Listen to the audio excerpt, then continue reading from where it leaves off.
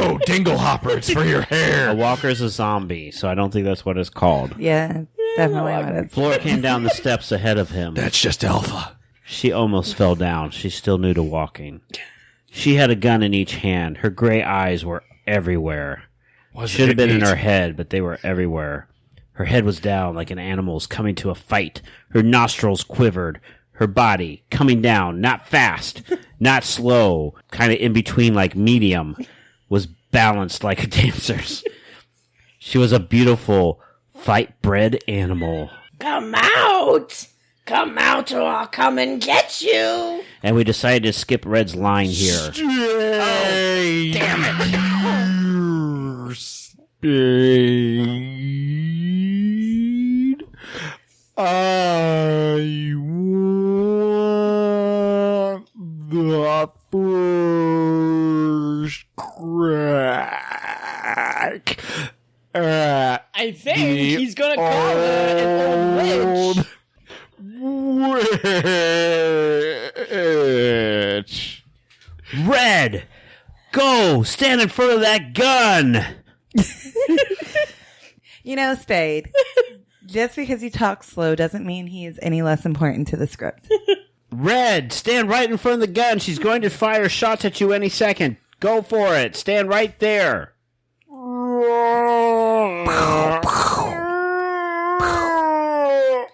Thump. I already thumped. We all clapped as she dropped Red without moving a muscle that I could see.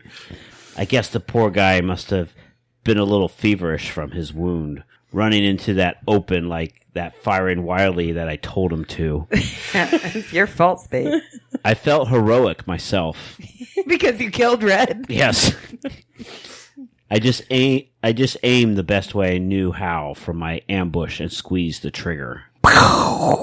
Pew pew. You bumbling idiot! You shot the wrong one! You shot the wrong one! Even though my aim had been bad, I was pretty sure I shot the right one. I aimed for his leg, but got him in the side. After that last scream, he didn't make any more noise. He stopped crying, stopped babbling, stopped whining. Then he didn't move anymore. Big Flora let the guns fall from her hands as she knelt down beside his body, his tiny, tiny little body, still in the diaper. What did you do that for? I was the one with the gun on you. Why didn't you shoot me instead? Because your character's less annoying. And I figured who he was when he let him... I can't read, you're right. I figured who he was when he let him bring me down here, where the money was, without squawking your head off. He was the smartest, kindest man that ever lived. Sure, he was smart and kind, but every line took 4 hours for him to say. No, that was Red that Flora shot. What did you shot? Papa Your character. Oh, I shot Papadopoulos? Yes, you shot Papadopoulos. Who shot Red? I shot Red. Oh, well, thank God. So, Who did he shoot now? I don't know. None of this makes any sense. Smart enough and kind enough to put him about 300 people out of their misery. Listen, Flora, don't you know he gave us guns and brought us down here so he'd knock you off and he'd have all the loot to himself? Didn't ya? Didn't ya? You can't follow the simple premise of this script like I can? He wasn't a man of much muscle. He wasn't much of a man for muscle. But he had brains, see? You can't say that about my Homer, though. He was smarter than any copper that ever lived. You killed a great man. I hope you feel good about it. Yeah, you and he are quite a team. Nobody would have suspected that the arch gunner of the biggest mob in history was Big Flora's whipping boy. Literally. I never wanted to bat him around like I had to. I never really hurt him. We used to laugh about it afterwards. All right there. All right. Let's all get down. Your exits are covered. Got the bowls out, everything like that. Come out with your hands clasped behind your necks, or I'm going to lasso you as I ride this bull right out the gate. Yeehaw! There's the police. All right. Keep your shirt on. Come on, let's get it over. No use fighting anymore. You really loved the little baby, didn't you, Flora? So what? Who are you to laugh at us? Yeah, you're right, Flora. Who am I to laugh at you? Oh, sorry. When did he turn into Muttley? After the cops had cleaned up at Big Flora's, I took your loving daughter on home in a taxi, Mr. Newhall. See the itemized account enclosed. She was pretty broken up about Red O'Leary's death. She cried all the way. I put her over my shoulder and pet her back, but she never stopped. She threw up a little bit down my back. But I think she'll recover. Please don't leave either your $10 million or your daughter lying around loose again, as the entire incident has caused me a great deal of trouble, and I will therefore have to charge you for my regular fee of $25 a day. Wow. And expenses of $15,000 billion a day, instead of the usual fee for tailing. Period. End of report. Oh, Sam! I wish you'd just take one little package of that money! They'd never have missed it! Elfie, put the vibrator down. I'm surprised at you. That wouldn't be ethical. I don't know why you have to get ethical every time the installment is due on the office furniture! Wow. Hey, what's this? Oh, letter for you. Came this morning. Just like you. Why didn't you tell me? It's from the Golden Gate Trust. A reward for my services. Well, hurry up. Open it. Aha, a check. It's a check. All right. How much? That's how much my check was this week. $3.83. What's that for? More bibs? I don't know. It's made out to Big Flora's Bar and Grill. Signed by you and stamped. Returned for lack of funds. Well, how do you like that? I'll get used to it, I suppose. In time.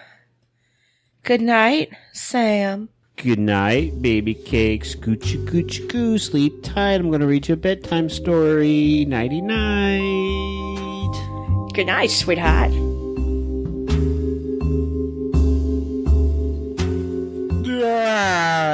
No, Red's dead. Red's dead.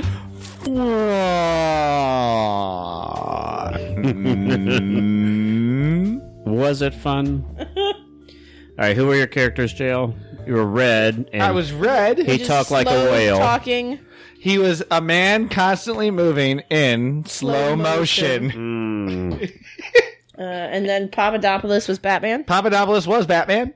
And the cop was a Cowboy. a radio cowboy. Okay, That's right. And Vance was Arnold Schwarzenegger. ah, nice. And Laura, you were I was Anne Newhall. Who was a ghost? No, that was Taylor. Taylor Newhall was the Taylor ghost. Newhall was a ghost, and Anne Newhall was overdramatic. Overdramatic. Oh, I sorry. They were both the same to me. It was like Laura was really here. I thought it was a Valley Girl. I never said like, and oh my god. I thought you did. She didn't. Oh my god. I was Sam. Gag me with a spoon. I was Sam Spade, and he was. Talking to a baby. He thought everyone was a baby. So it's like how you talk to us as we're doing sound check. I was the announcer. You were Corey Feldman. Corey Haim. Walken. Christopher Walken. Yes, that was pretty good. I can't do Christopher Walken. I wish I could. And then I was Effie. She was having an orgasm. Sure was. And then Big Flora. Was Marge Simpson. Yeah. Is that everyone? Yeah. Who were the sound effects? They were Laura. Yeah. I'm really great at sound effects, guys. Very subtle sound effects. I'm a very subtle person. All right, well, let's revisit this beer cooler. Hello, caller. Never run away. Never run away. Hello, caller. Never run away. Never run away. Hello, caller. Boom. Perfect.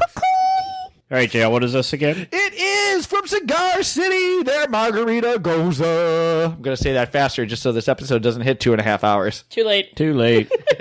It's too late. It's refreshingly tart. All right, Sabrina, what's your thoughts? I really liked it. It is very tart from the first sip, but Needs more pineapple. there's no pineapple in it. I'd easily give it a 6. You give everything a 6, unless we That's expect not you to give it a true. 6. Then you rate it like crap. But I like this one. It was a 6. I finished it early on. I like this one better than the last margarita goza we had. I did not like that one. No. No, I definitely think it's better than the last margarita goza we had. The first sip was really tart and kind of rough. But the sips that followed, it finished really limey. Like, it had a good crisp lime flavor as the finish. I think maybe it just burned my taste buds off on the first sip in the tartness. But, no, I did enjoy it. I don't know if I enjoyed it as much as some of the other beers we've had, but it was good. I could drink 4 of these. I'd give it a 4. All right. I like this. Cigar City puts out some quality stuff. I'm always surprised when I like Cigar City because they put out flavors I generally don't think I would enjoy, but I like most of their stuff. I'm going to give it a 3 only because of the watermelon taste. I think this is a good beer, but I think 4 would not go down smooth for me. I'd be sick of the taste after 3, but I do recommend picking up this beer and trying it. So despite the middle of the road rating, it's still a good beer, really enjoyable, clean finish. It is tart, but not super tart. Yep, going with a 3. All right, Beer Master. It's not bad. It is very tart, especially after the first sip. Like, you definitely get that tart right at the way. And I like how it says refreshingly tart because, like, you take a sip and it's like, oh, this isn't too bad. And then that final, like, gulp, you just go, whoo, there's that lime. But overall, I think it's got a great drinkability. I think this is much better than the last margarita goza we had. I would have to give it a 5. All right, Sabrina, where can you find us? You can find us on Facebook with the official Podcast 42 Facebook page. We're on Spreaker, TuneIn, Google Podcasts, Apple Podcasts. Anywhere you can find a podcast. If you found us and listening to us now, guess what? You found where we're located. Good job, guys. Good job. We have a website. It is podcast42show.wordpress.com. It has all of our beer guides and listings on there, episode guides as well. We're on Patreon, so if you would like to send us some money to help continue with these podcasts, that would be greatly appreciated. Helps pay for some beers, especially right now. Says we're all out of work. That's None right. of us have a job. That's right. And you can email us as well, podcast42show@gmail.com, podcast42show@gmail.com. Go ahead and send in any thoughts, show ideas, anything at all that you may think of and would like to email us about. And of course, our phone number has changed. Not that anyone actually called us besides Bruder. It is now 727-238-5887. Please call us. Please call us. We're really bored and need all of the attention you Please can call us spare us. every day. 727-238-5887. We're part of the Podfix Network. You can find a bunch of other podcasts on there as well. So if you've got a little bit of time on your hands, go check us out. And our artwork is by Cute Panda. You can find Cute Panda for commissions on Facebook, and our theme music is by Cremo. Find more music on cremo.net or on Facebook under Cremo. All right, well, that puts another episode in the can. I'm Christopher DeVos. I'm Sabrina Pierre. JL Tros.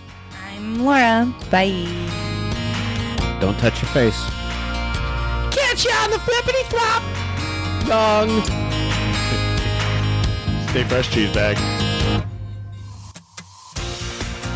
Not all conversations or events are 100% accurate. As if you didn't figure that out already. Some things are changed or added, or even deleted for the sake of attempted comedy. All sources are never verified and all information is subject to being slightly sketchy.